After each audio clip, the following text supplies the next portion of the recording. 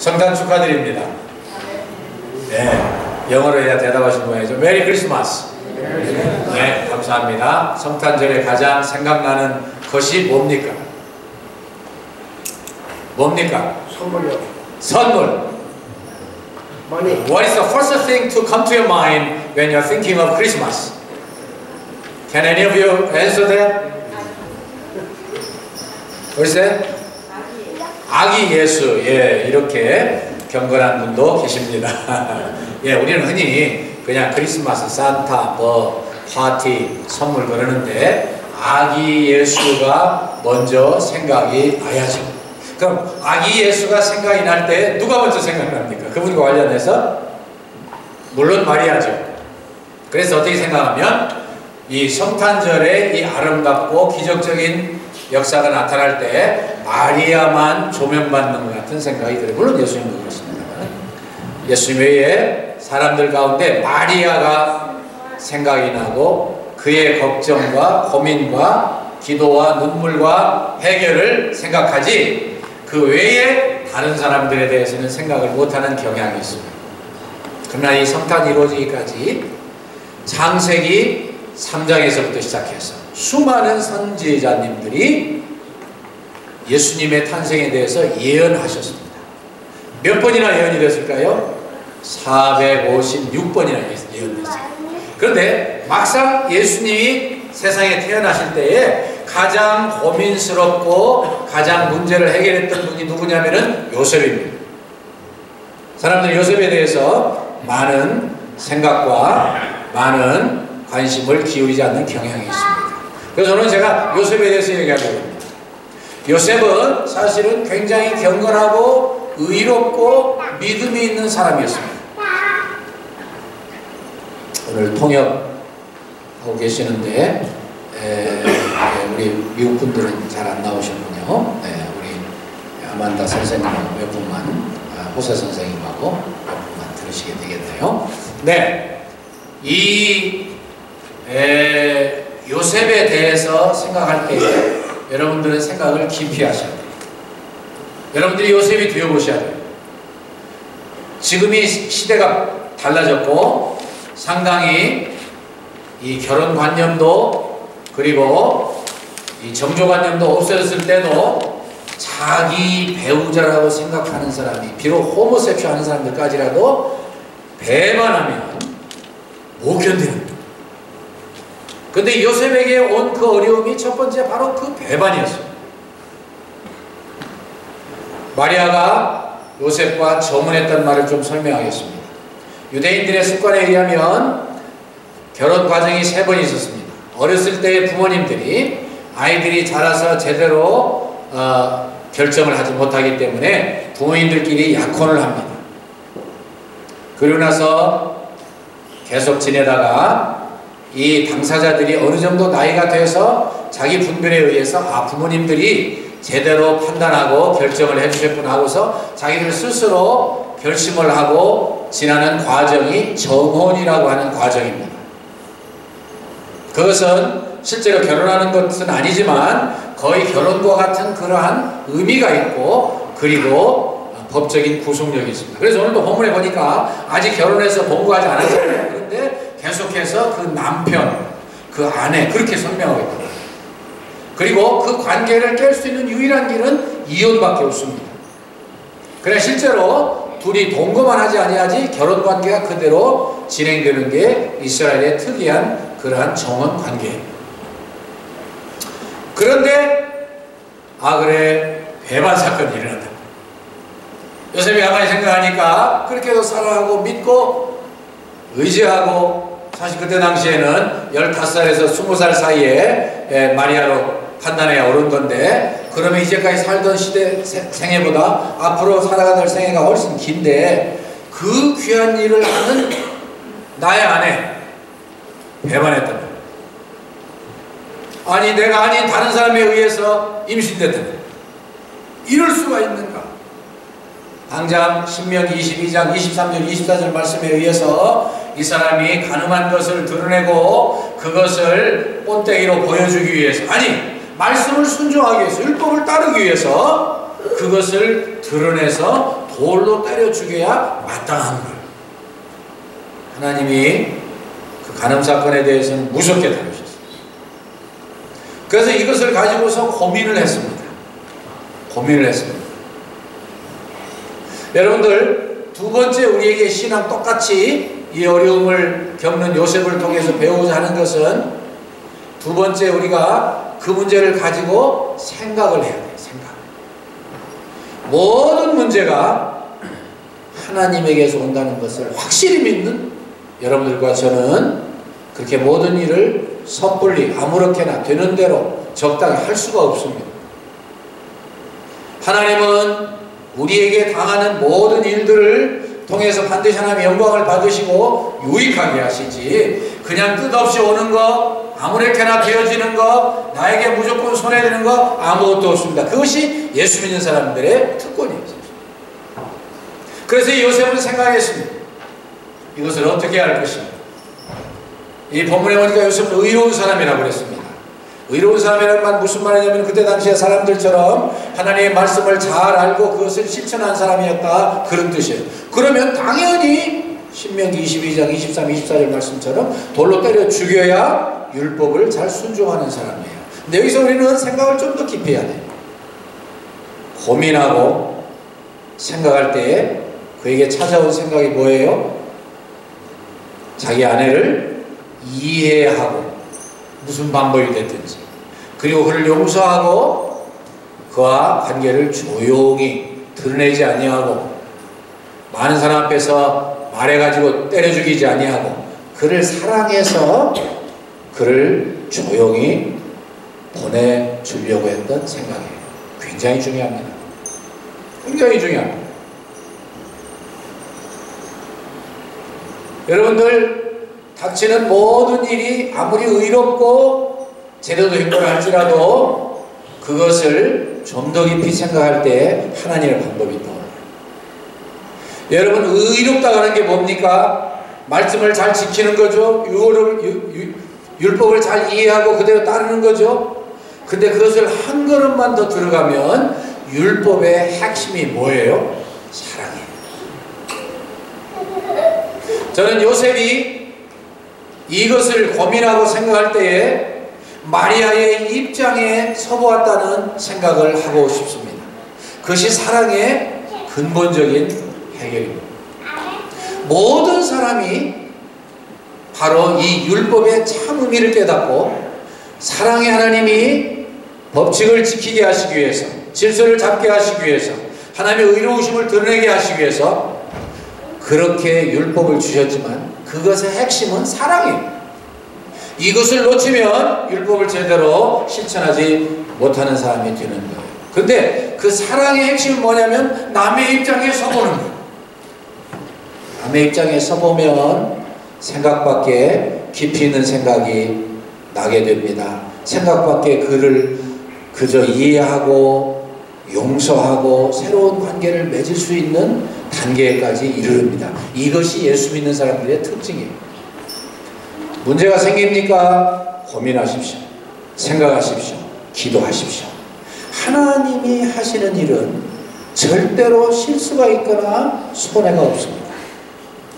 여러분, 아브라함이 창세기 22장에 보니까 마지막까지 하나님의 말씀을 순종하는 걸 하나님은 기다리고 계셨어요. 아니, 좀 미리 얘야, 그곳에 가면 순양이 하나 준비되어 있을 거야. 그러면 순종하기가 얼마나 쉬워요.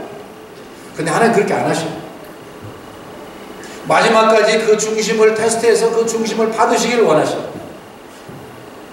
그렇죠? 사드락에서 아벤노고에게, 야, 너희들 거기서 들어가도 내가 다 살려줄게 하면은 훨씬 더 쉬워요. 근데 하나님 그렇게 안 하셔요.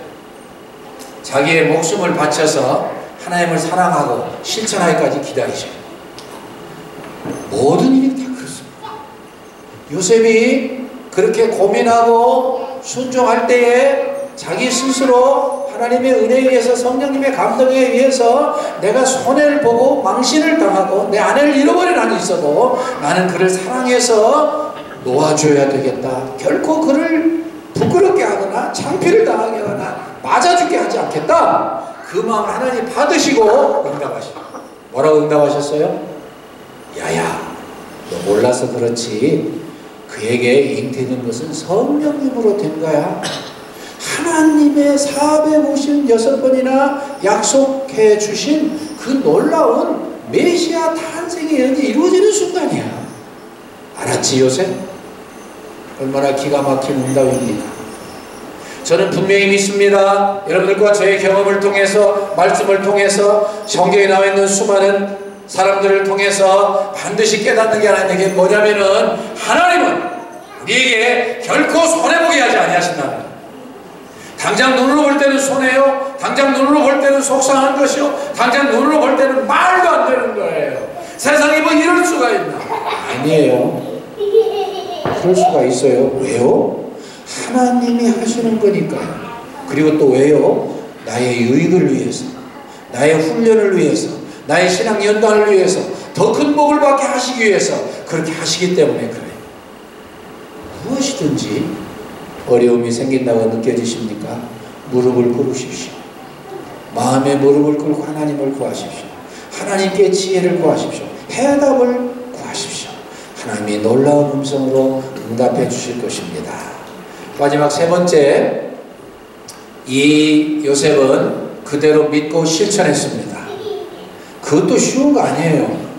하나님의 응답을 주셨는데 정말 그럴까? 내가 그대로 살아야 되나? 그대로 실천해야 되나? 내 로스나 리제로. 그런데 그대로 실천했지요. 어떻게 실천했어요? 자기 안에 성령님의 은혜로 임신됐다는 거 알기 전까지는 천하의 원수예요. 깨닫고 자기 아내를 데려왔습니다.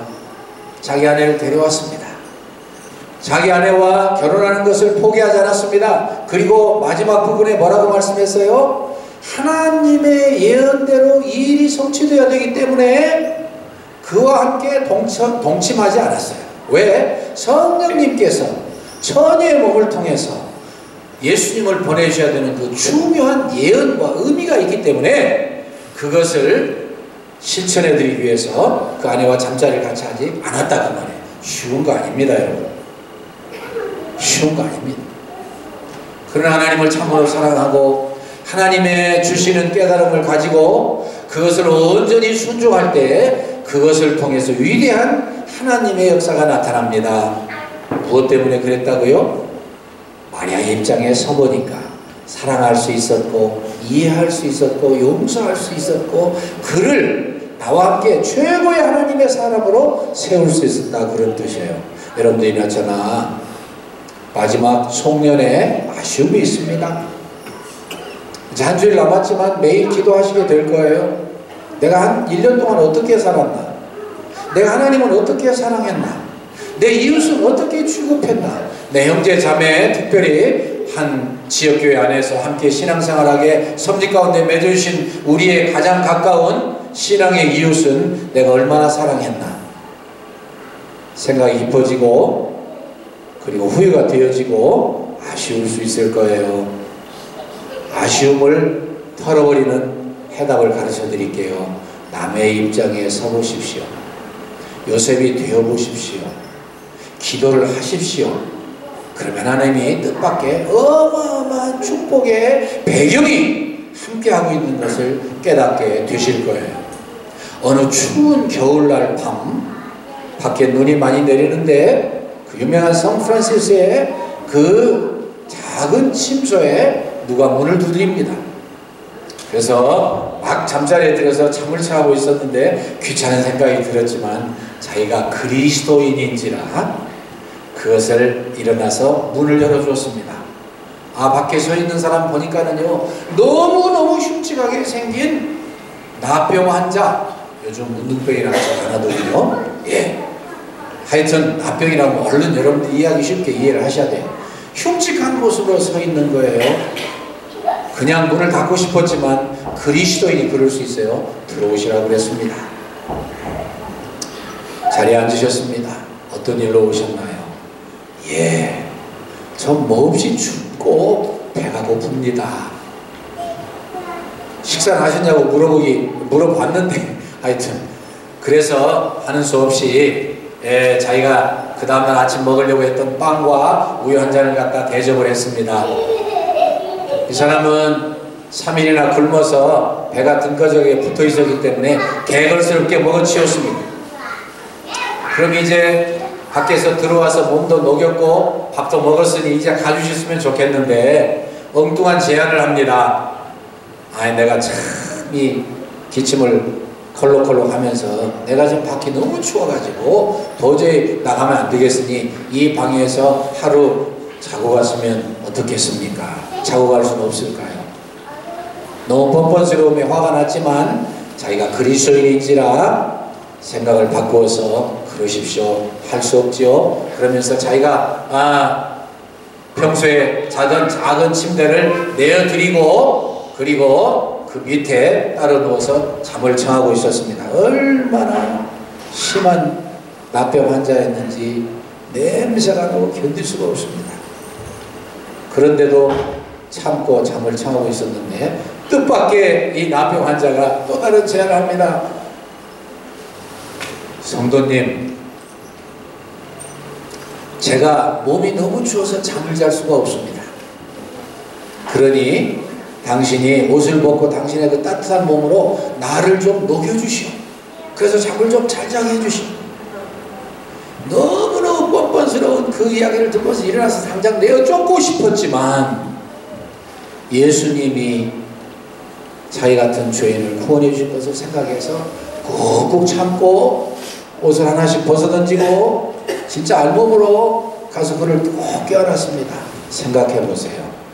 할 수 있는 일이에요. 할 수 없어요.